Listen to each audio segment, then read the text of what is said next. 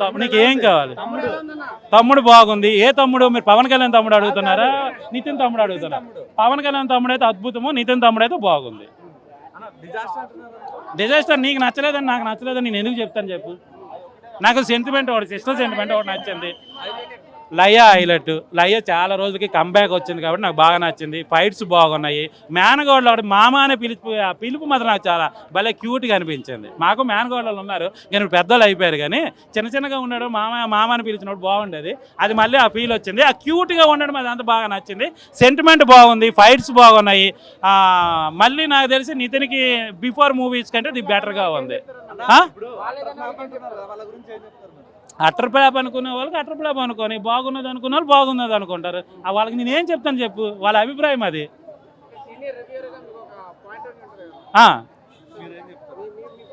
నేను బాగుందని, అద్భుతంగా మహాకావ్యం అని చెప్పట్లేదు, సినిమా బాగుంది. నాకు తెలియదు అంత పెట్టారా, నాకు తెలియదు. ఫైట్స్కి అయితే నాకు ఫైట్స్కి పెట్టచ్చు, కొన్ని ఫైట్స్ బాగున్నాయి. 75 కోట్లనేది అబద్ధం చెప్తాలే నువ్వు, మరీ నువ్వు సీరియస్. అరే బాబు, నీకు ఒక విషయం చెప్తా, సినిమాలకు 100 కోట్లు, 1000 కోట్లు, 500 కోట్లు, 300 కోట్లు, 70 కోట్లు, ఇవన్నీ అబద్ధాలు అబ్బా. మీకు అవి మీరు ఎప్పుడు వాస్తవాలు తెలుసుకుంటారో నాకు తెలియదు. అన్ని కోట్లు పెట్టరు, వాళ్ళు బిజినెస్ పరంగా అలా చెప్తారు. అది 30 కోట్లు అన్నారు అనుకో, అవతల 20కి అడుగుతాడు, 70 అన్నాడు అనుకో 50కి అడుగుతాడు, అప్పుడు ఇంకొక 20 కోట్లు లాభం ఉంటుంది కదా. తీసే అవకాశం ఉంటుంది, ఎందుకంటే ఫైట్స్ ఇవన్నీ బాగున్నాయి, సెంటిమెంట్ ఉంది. తర్వాత లయ ఏంటంటే తమ్ముడు అనుకుంటానని అన్నది కాబట్టి అసలు విషయం ఫ్లాష్ బ్యాక్ ఒకటి తెలిస్తే ఇంకా చాలా బాగుంటుంది. మేబీ సెకండ్ పార్ట్ ఉంటే ఉండొచ్చు. సిస్టర్ సెంటిమెంట్ బాగుంది. పవన్ కళ్యాణ్ గారి సినిమా అనేది ఏంటంటే ఆ తమ్ముడు వేరు.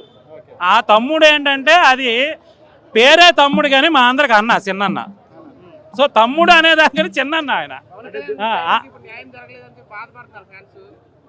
న్యాయం జరగదు. పవన్ కళ్యాణ్ గారి టైటిల్కి, పవన్ కళ్యాణ్ గారి సినిమాలాగా తీయడానికి, అప్పుడు పవన్ కళ్యాణ్ గారి లాగా నితిన్ కూడా తీస్తే అప్పుడు పవన్ కళ్యాణ్ గారు మరి ఇంకేముంటుంది ఆ క్రేజ్. ఆయన క్రేజ్